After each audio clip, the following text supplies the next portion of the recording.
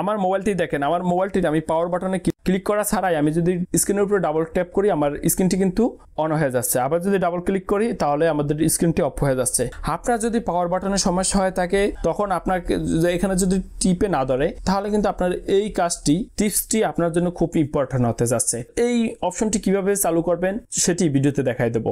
এটি চালু করার জন্য প্রথমে আপনাকে সেটিংয়ে চলে যেতে হবে। সেটিংয়ে যাওয়ার পর এখানে দেখবেন লক স্ক্রিন নামে একটি অপশন আছে, এই লক স্ক্রিনের উপরে ক্লিক করবেন।